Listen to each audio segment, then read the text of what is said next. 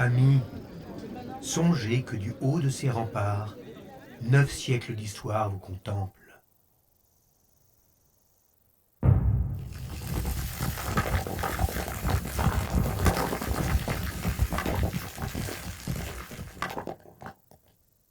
Il était une fois un vieux village de belles pierres. Il avait la forme d'un bateau. En provençal, il s'appelait Saint-Pao. Il était déjà si ancien que personne ne savait rien de sa date de naissance.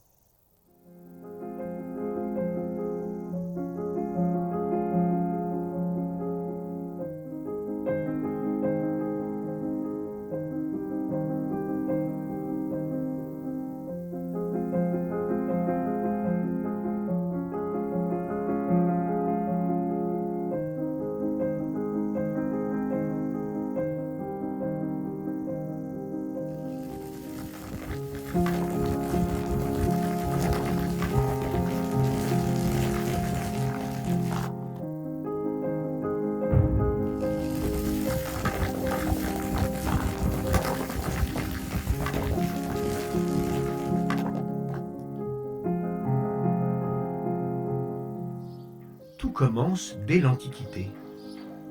Naturellement, quelques familles se regroupent autour de cet éperon rocheux. Se sentant à l'abri autour d'une première église, l'église Saint-Michel-du-Puy, ces premiers hommes fondent un village.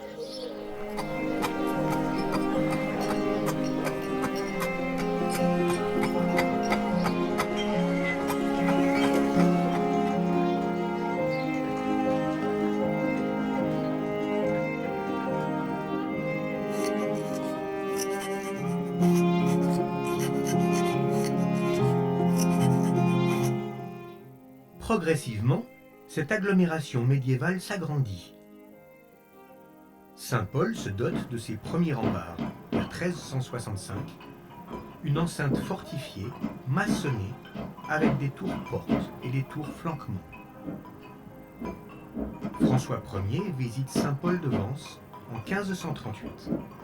Il décide alors de moderniser ses remparts, capables de contrecarrer l'artillerie et de présenter Saint-Paul comme place forte pour la défense de la frontière. Le roi de France opte pour la construction d'un ouvrage bastionné tout autour du village. Ce sont les fortifications qui se dressent actuellement devant vous.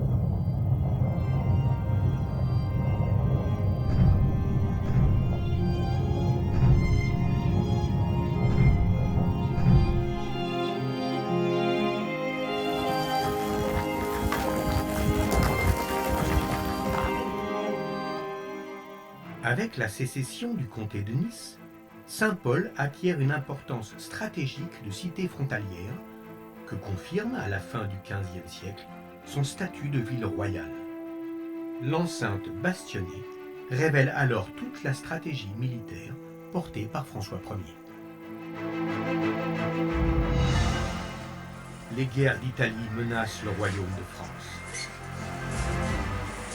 Le conflit entre François Ier et Charles Quint sur le théâtre européen fait de Saint-Paul de Vence une place forte militaire de premier plan.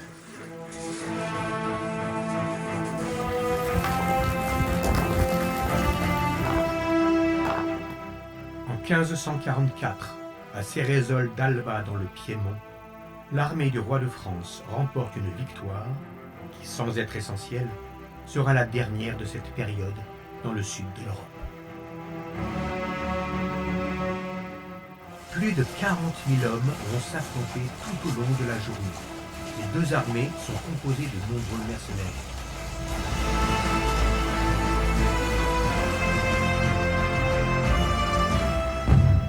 Les chefs de chacune des armées multiplient les tactiques et les manœuvres pour prendre l'avantage.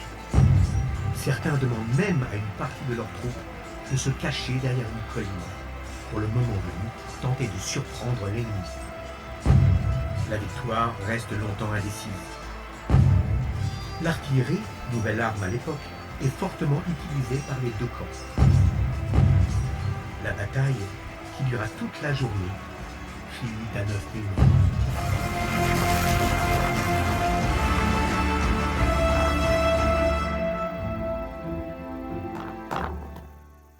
Lors de cette victoire, l'armée du roi de France s'empare de plusieurs pièces d'artillerie. L'un de ses trophées est un canon qui sera ramené dans son village par le capitaine Saint-Paulois Lacan, qui combattait pour François Ier.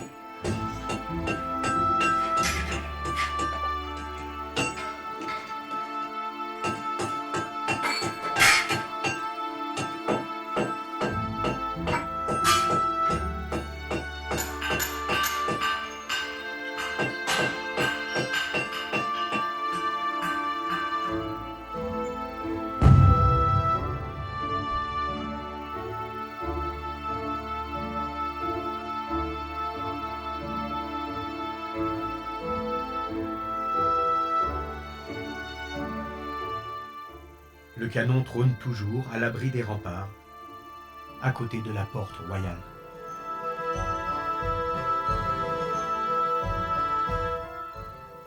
Construite entre 1543 et 1547, l'enceinte bastonnée va épouser le contour de l'éperon rocheux et comportera 4 puissants bastions qui défendront les 2 portes de la ville.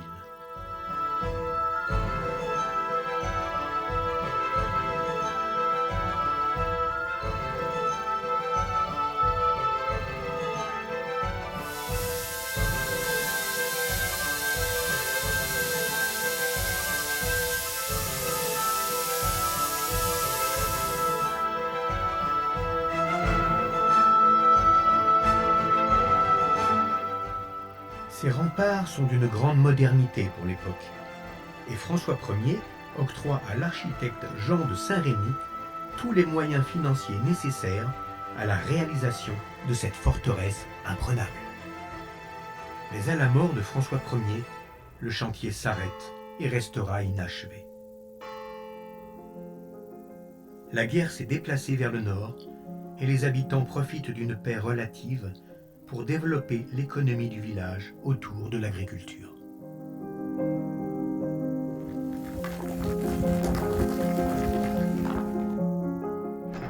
Saint-Paul redevient un espace paisible où il fait bon vivre.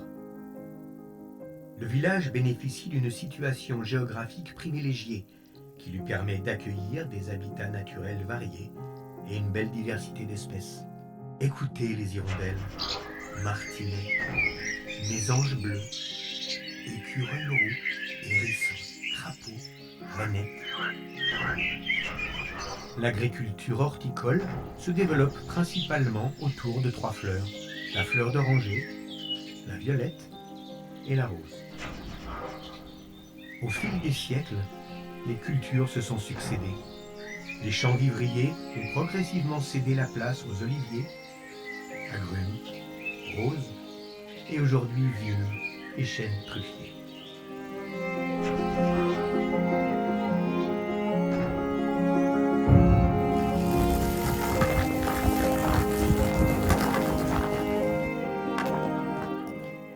Le développement économique permet la construction de nouveaux bâtiments.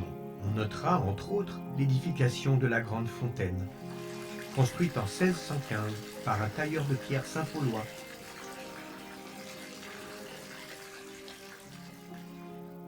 La pose d'un campanile sur le donjon en 1685 pour abriter une cloche datant de 1443.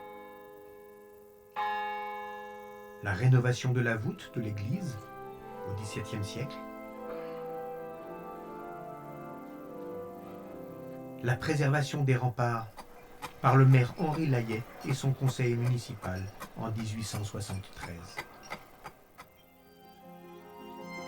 En préservant son patrimoine tout au long de son histoire, Saint-Paul-de-Vence a su garder son authenticité et son cadre de vie. C'est aujourd'hui un village paisible qui se parcourt tel un livre d'histoire à ciel ouvert.